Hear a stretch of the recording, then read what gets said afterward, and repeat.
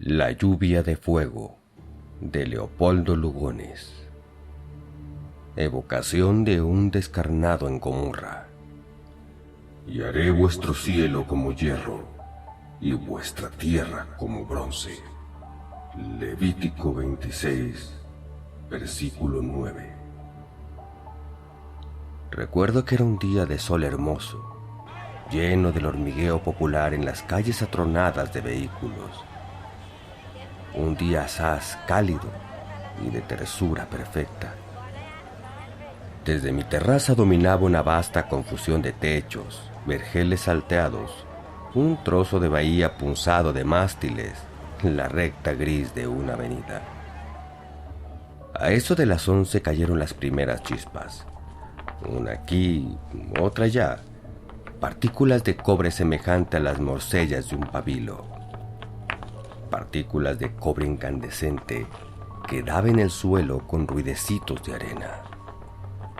El cielo seguía de igual limpidez. El rumor urbano no decrecía. Únicamente los pájaros de mi pajarera cesaron de cantar. Casualmente lo había advertido mirando hacia el horizonte en un momento de abstracción. Primero creí en una ilusión óptica formada por mi miopía. Tuve que esperar largo rato para ver caer otra chispa, pues la luz solar anegábalas bastante. Pero el cobre ardía de tal modo que se destacaba lo mismo. Una rapidísima vírgula de fuego y el golpecito en la tierra. Y así a largos intervalos. Debo confesar que al comprobarlo experimenté un vago terror. Exploré el cielo en una ansiosa ojeada. Persistía la limpidez. ¿De dónde venía aquel extraño granizo? Aquel cobre.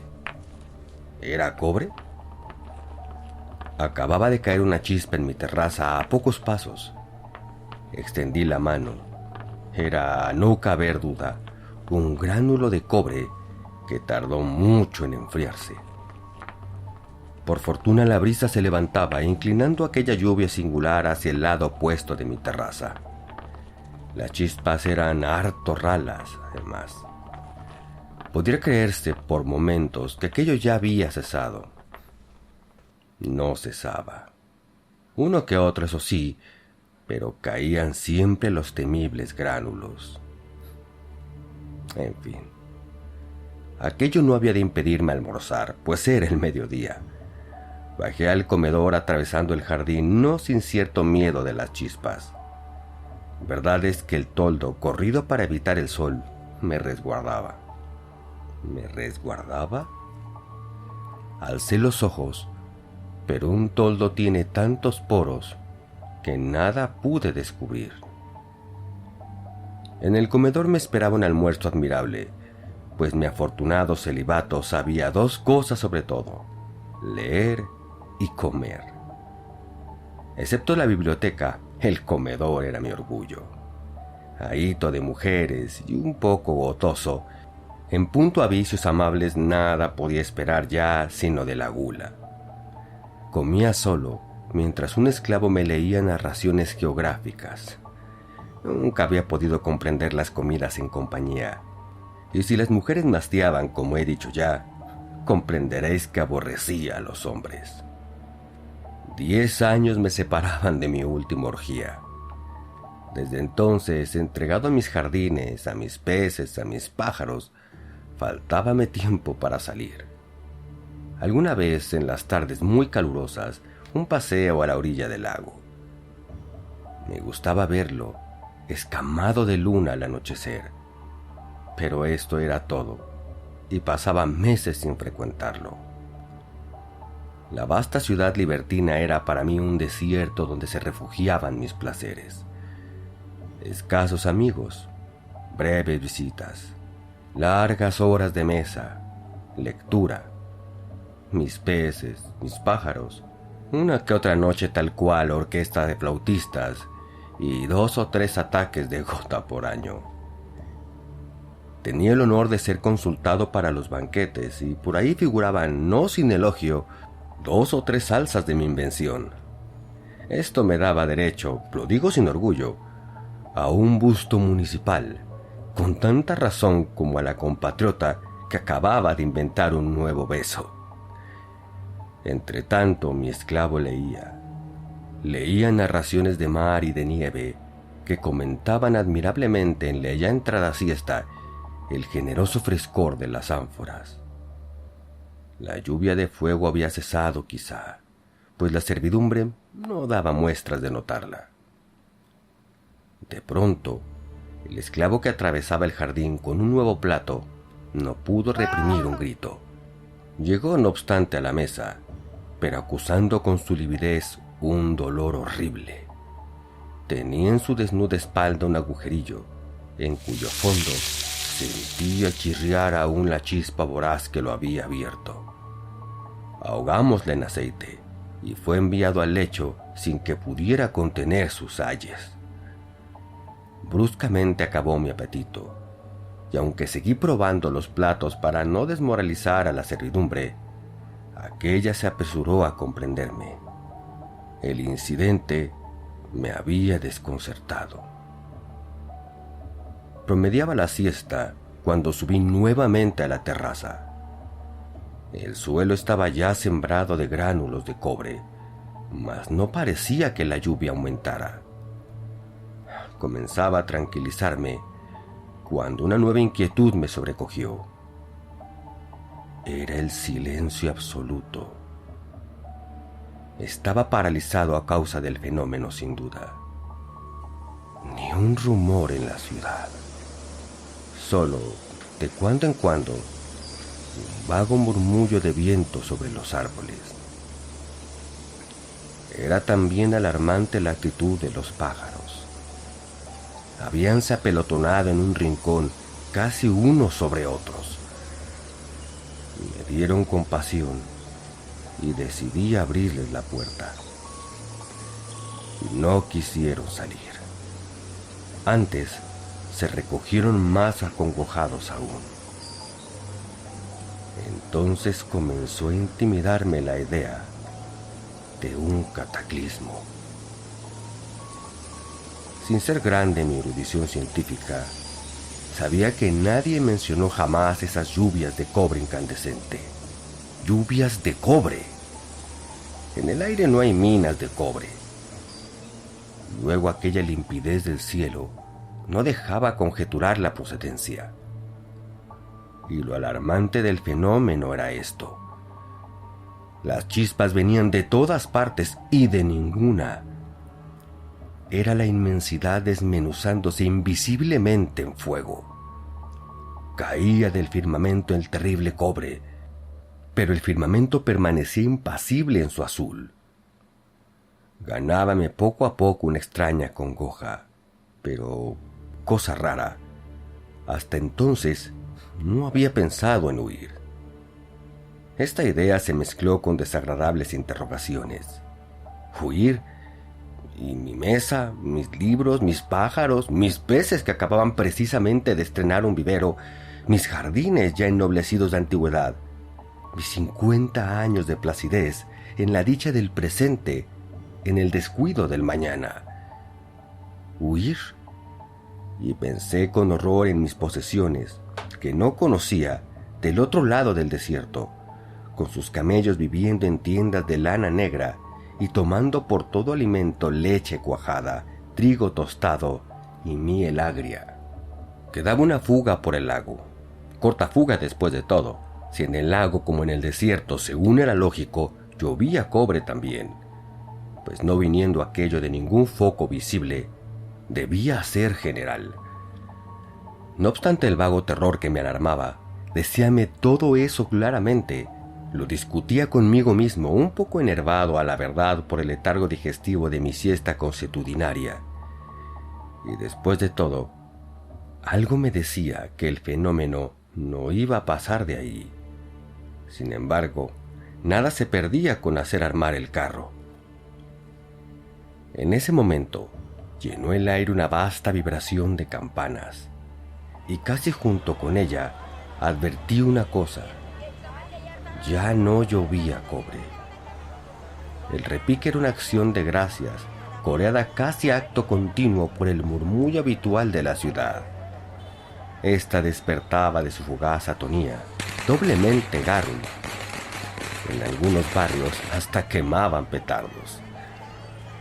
Acodado al parapeto de la terraza, miraba con un desconocido bienestar solidario la animación vespertina que era todo amor y lujo. El cielo seguía purísimo. Muchachos afanosos recogían en escudillas la granalla de cobre que los caldereros habían empezado a comprar. Era todo cuanto quedaba de la grande amenaza celeste. Más numerosa que nunca, la gente de placer coloría las calles y aún recuerdo que sonreí vagamente a un equívoco mancebo cuya túnica recogida hasta las caderas en un salto de bocacalle dejó ver sus piernas glabras, jaqueadas de cintas. Las cortesanas, con el seno desnudo según la nueva moda y apuntalado en deslumbrante coselete, paseaban su indolencia sudando perfumes. Un viejo lenón, erguido en su carro, manejaba como si fuese una vela o una hoja de estaño, que con apropiadas pinturas anunciaba amores monstruosos de fieras, ayuntamientos de lagartos con cisnes, un mono y una foca, una doncella cubierta por la delirante pedrería de un pavo real. Bello cartel, a fe mía, y garantía de la autenticidad de las piezas. Animales amaestrados por no sé qué hechicería bárbara y desequilibrados con opio y con azafétida. Seguido por 3 jóvenes enmascarados pasó un negro amabilísimo que dibujaba en los patios con polvos de colores derramados al ritmo de una danza escenas secretas. También depilaba al oropimente y sabía dorar las uñas. Un personaje fofo cuya condición de eunuco se adivinaba en su morbidez, pregonaba al son de crótalos de bronce, cobertores de un tejido singular que producía el insomnio y el deseo, cobertores cuya abolición habían pedido los ciudadanos honrados, pues mi ciudad sabía gozar, sabía vivir. Al anochecer recibí 2 visitas que cenaron conmigo. Un condiscípulo jovial, matemático cuya vida desarreglada era el escándalo de la ciencia, y un agricultor enriquecido.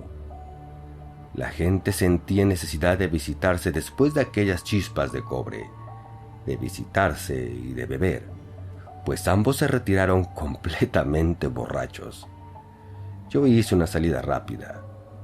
La ciudad, caprichosamente iluminada, había aprovechado la coyuntura para decretarse una noche de fiesta. En algunas cornisas alumbraban perfumando lámparas de incienso. Desde sus balcones, las jóvenes burguesas excesivamente ataviadas se divertían en proyectar de un soplo a las narices de los transeúntes distraídos tripas pintarrajeadas y crepitantes de cascabeles. En cada esquina se bailaba. De balcón a balcón cambiábanse flores y gatitos de dulce. El césped de los parques palpitaba de parejas. Regresé temprano y rendido. Nunca me acogí al lecho con más grata pesadez de sueño. Desperté bañado en sudor, los ojos turbios, la garganta reseca. Había fuera un rumor de lluvia. Buscando algo, me apoyé en la pared y por mi cuerpo corrió como un latigazo el escalofrío del miedo. La pared estaba caliente y conmovida por una sorda vibración. Casi no necesité abrir la ventana para darme cuenta de lo que ocurría. La lluvia de cobre había vuelto, pero esta vez nutrida y compacta. Un caliginoso vaho sofocaba la ciudad.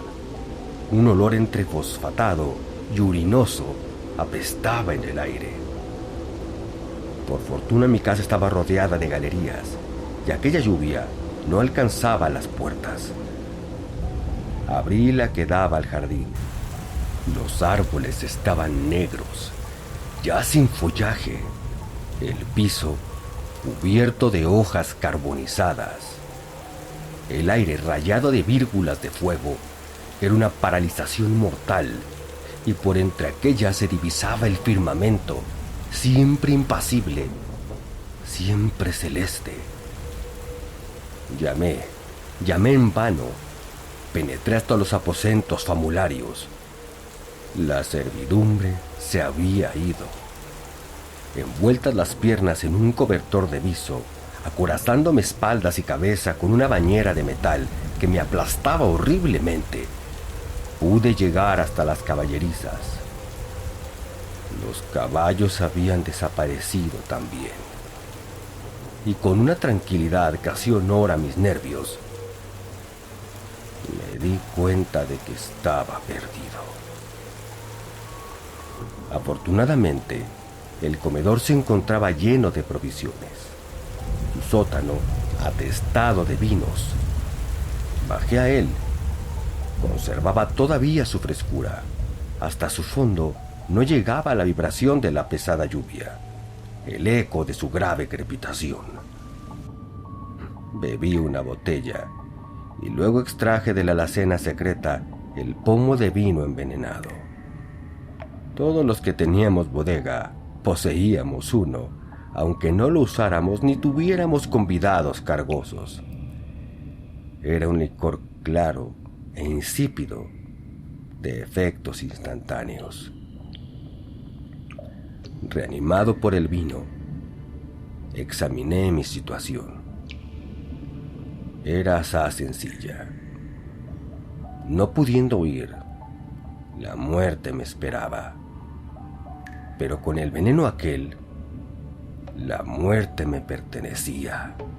Y decidí ver eso todo lo posible, pues era, a no dudarlo, un espectáculo singular. Una lluvia de cobre incandescente. La ciudad en llamas. Valía la pena. Subí a la terraza, pero no pude pasar de la puerta que daba acceso a ella. Veía desde allá lo bastante, sin embargo. Veía y escuchaba. La soledad era absoluta. La crepitación no se interrumpía, sino por uno que otro ululato de perro o explosión anormal. El ambiente estaba rojo, y a su través, troncos, chimeneas, casas, blanqueaban con una lividez tristísima. Los pocos árboles que conservaban follaje retorcíanse, negros de un negro estaño. La luz había decrecido un poco, no obstante la persistencia de la limpidez celeste. El horizonte estaba, eso sí, mucho más cerca y como ahogado en ceniza. Sobre el lago flotaba un denso vapor que algo corregía la extraordinaria sequedad del aire. Percibíanse claramente la combustible lluvia en trazos de cobre que vibraban como el cordaje innumerable de un arpa, y de cuando en cuando mezclábanse con ella ligeras flámulas. Humaredas negras anunciaban incendios aquí y allá. Mis pájaros comenzaban a morir de sed, y hube de bajar hasta el aljibe para llevarles agua. El sótano comunicaba con aquel depósito, vasta cisterna que podía resistir mucho al fuego celeste, mas por los conductos que del techo y de los patios desembocaban allá, habíase deslizado algún cobre, y el agua tenía un gusto particular entre natrón y orina, con tendencia a salarse. Bastóme levantar las trampillas de mosaico que cerraban aquellas vías para cortar a mi agua toda comunicación con el exterior. Esa tarde y toda la noche fue horrendo el espectáculo de la ciudad. Quemada en sus domicilios, la gente huía despavorida para arderse en las calles, en la campiña desolada, y la población agonizó bárbaramente con ayes y clamores de una amplitud, de un horror de una variedad estupendos. Nada hay tan sublime como la voz humana. El derrumbe de los edificios, la combustión de tantas mercancías y efectos diversos, y más que todo, la quemazón de tantos cuerpos, acabaron por agregar al cataclismo el tormento de su hedor infernal. Al declinar el sol, el aire estaba casi negro de humo y polvaredas. Las flámulas que danzaban por la mañana entre el cobre pluvial eran ahora llamaradas siniestras. Empezó a soplar un viento ardentísimo, denso como alquitrán caliente. Parecía que se estuviese en un inmenso horno sombrío. Cielo, tierra, aire, todo acababa. No había más que tinieblas y fuego. El horror de aquellas tinieblas, que todo el fuego, el enorme fuego de la ciudad ardida, no alcanzaba a dominar, y aquella fetidez de pingajos, de azufre, de grasa cadavérica en el aire seco, que hacía escupir sangre, y aquellos clamores que no sé cómo no acabaron nunca, aquellos clamores que cubrían el rumor del incendio, más vastos que un huracán, aquellos clamores en que aullaban, gemían, bramaban todas las bestias con un inefable pavor de eternidad. Mi casa empezaba a arder.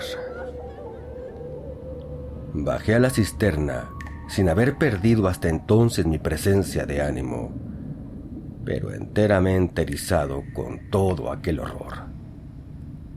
Y al verme de pronto en esa oscuridad amiga, al amparo de la frescura, ante el silencio del agua subterránea, me acometió de pronto un miedo que no sentía, estoy seguro, desde 40 años atrás. El miedo infantil de una presencia enemiga y difusa. Y me eché a llorar como un loco, a llorar de miedo, allá en un rincón, sin rubor alguno. No fue sino muy tarde, cuando al escuchar el derrumbe de un techo, se me ocurrió apuntalar la puerta del sótano. Hícelo así con su propia escalera y algunos barrotes de la estantería, devolviéndome aquella defensa alguna tranquilidad, no porque hubiera de salvarme, sino por la benéfica influencia de la acción. Cayendo a cada instante en modorras que entrecortaban funestas pesadillas, pasé las horas. Continuamente oía derrumbes allá cerca. Había encendido 2 lámparas que traje conmigo para darme valor, pues la cisterna era asaz lóbrega. Hasta llegué a comer, bien que sin apetito, los restos de un pastel. En cambio, bebí mucha agua. De repente, mis lámparas empezaron a amortiguarse, y junto con eso, el terror paralizante esta vez, me asaltó. Había gastado sin prevenirlo toda mi luz, pues no tenía sino aquellas lámparas. No advertí al descender esa tarde traerlas todas conmigo. Las luces decrecieron y se apagaron. Entonces advertí que la cisterna empezaba a llenarse con el hedor del incendio. No quedaba otro remedio que salir. Y luego, todo era preferible a morir asfixiado como una limaña en su cueva. A duras penas conseguí alzar la tapa del sótano que los escombros del comedor cubrían. Por segunda vez había cesado la lluvia infernal, pero la ciudad ya no existía. Techos, puertas, gran cantidad de muros, todas las torres yacían en ruinas. El silencio era colosal, un verdadero silencio de catástrofe.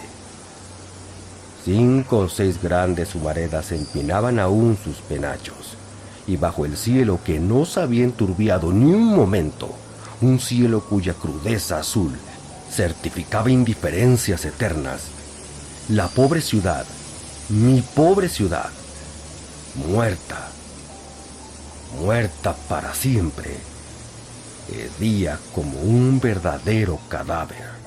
La singularidad de la situación, lo enorme del fenómeno, y sin duda también el regocijo de haberme salvado, único entre todos, cohibían mi dolor reemplazándolo por una curiosidad sombría. El arco de mi zaguán había quedado en pie, y haciéndome de las adrajas, pude llegar hasta su cima. No quedaba un solo resto combustible, y aquello se parecía mucho a un escorial volcánico. A trechos, en los parajes que la ceniza no cubría, brillaba con un bermejor de fuego el metal llovido. Hacia el lado del desierto resplandecía hasta perderse de vista un arenal de cobre. En las montañas, a la otra margen del lago, las aguas evaporadas de este condensábanse en una tormenta. Eran ellas las que habían mantenido respirable el aire durante el cataclismo. El sol brillaba inmenso, y aquella soledad empezaba a agobiarme con una honda desolación, cuando hacia el lado del puerto percibí un bulto que vagaba entre las ruinas. Era un hombre, y habíame percibido ciertamente, pues se dirigía a mí. No hicimos ademán alguno de extrañeza cuando llegó, y trepando por el arco, vino a sentarse conmigo. Tratábase de un piloto, salvado como yo en una bodega, pero apuñaleando a su propietario. Acababa de agotársele el agua, y por ello salía. Asegurado a este respecto, empecé a interrogarlo. Todos los barcos ardieron, los muelles, los depósitos, y el lago habíase vuelto amargo. Aunque advertí que hablábamos en voz baja, no me atreví, ignoro por qué, a levantar la mía.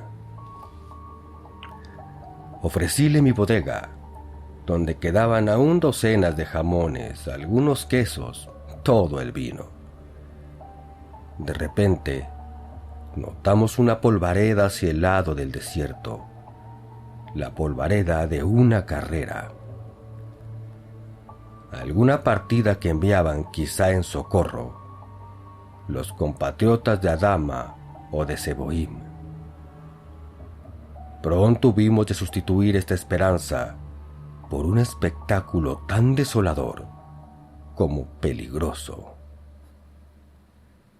Era un tropel de leones, las fieras sobrevivientes del desierto que acudían a la ciudad como a un oasis, furiosos de sed, enloquecidos por el cataclismo. La sed, y no el hambre, los enfurecía, pues pasaron junto a nosotros sin advertirnos. ¿Y en qué estado venían? Nada como ellos revelaba tan lúgubremente la catástrofe. Pelados como gatos sarnosos, reducida a escasos chicharrones la crin, secos los ijares en una desproporción de cómicos a medio vestir, con la fiera cabezota, el rabo agudo y crispado como el de una rata que huye, las garras pustulosas chorreando sangre. Todo aquello decía a las claras sus 3 días de horror bajo el azote celeste, al azar de las inseguras cavernas que no habían conseguido ampararlos. Rodaban los surtidores secos con un desvarío humano en sus ojos y bruscamente reemprendían su carrera en busca de otro depósito, agotado también, hasta que sentándose por último en torno del postrero, con el calcinado hocico en alto, la mirada pavorosa, de desolación y de eternidad, quejándose al cielo, estoy seguro, pusiéronse a rugir. Nada, ni el cataclismo con sus horrores, ni el clamor de la ciudad moribunda era tan horroroso como ese llanto de fiera sobre las ruinas. Aquellos rugidos tenían una evidencia de palabra. Lloraban quién sabe qué dolores de inconsciencia y de desierto, alguna divinidad oscura. El alma suscita de la bestia agregaba a sus terrores de muerte el pavor de lo incomprensible. Si todo estaba lo mismo, el sol cotidiano, el cielo eterno, el desierto familiar, ¿por qué se ardían y por qué no el agua? Y careciendo de toda idea de relación con los fenómenos, su horror era ciego, es decir, más espantoso. El transporte de su dolor elevaba-los a cierta vaga noción de proveniencia, ante aquel cielo de donde había estado cayendo la lluvia infernal, y sus rugidos preguntaban ciertamente algo a la cosa tremenda que causaba su padecer. Esos rugidos, lo único de grandioso que conservaban aún aquellas fieras disminuidas. ¿Cuál comentaban el horrendo secreto de la catástrofe? ¿Cómo interpretaban en su dolor irremediable la eterna soledad, el eterno silencio, la eterna sed? Aquello no debía durar mucho. El metal candente empezó a llover de nuevo, más compacto, más pesado que nunca. En nuestro súbito descenso, alcanzamos a ver que las fieras se desbandaban buscando abrigo bajo los escombros. Llegamos a la bodega, no sin que nos alcanzaran algunas chispas, y comprendiendo que aquel nuevo chaparrón iba a consumir la ruina, me dispuse a concluir. Mientras mi compañero abusaba de la bodega, por primera y última vez a buen seguro, decidí aprovechar el agua de la cisterna en mi baño fúnebre. Y después de buscar inútilmente un trozo de jabón, descendí a ella por la escalinata que servía para efectuar su limpieza. Llevaba conmigo el pomo de veneno que me causaba un gran bienestar, apenas turbado por la curiosidad de la muerte. El agua fresca y la oscuridad me devolvieron a las voluptuosidades de mi existencia de rico que acababa de concluir. Hundido hasta el cuello, el regocijo de la limpieza y una dulce impresión de domesticidad acabaron de serenarme. Oía afuera el huracán de fuego. Comenzaban otra vez a caer escombros. De la bodega no llegaba un solo rumor. Percibí en eso un reflejo de llamas que entraban por la puerta del sótano. El característico tufo urinoso. Llevé el pomo a mis labios y... Esperamos que hayas disfrutado el relato. Puedes apoyar el canal invitándonos un café, ya sea a través del link de Mercado Pago que está aquí abajo o en nuestra página de Ko-fi. Ambos links podrán encontrarlos en la caja de comentarios. También puedes apoyarnos recomendando el canal y compartiendo para que llegue más gente. Si tienes alguna sugerencia, algún relato que te gustaría que narrásemos o incluso alguno de tu autoría, háznoslo saber en los comentarios. Suscríbete y no olvides que cada semana subimos nuevos relatos.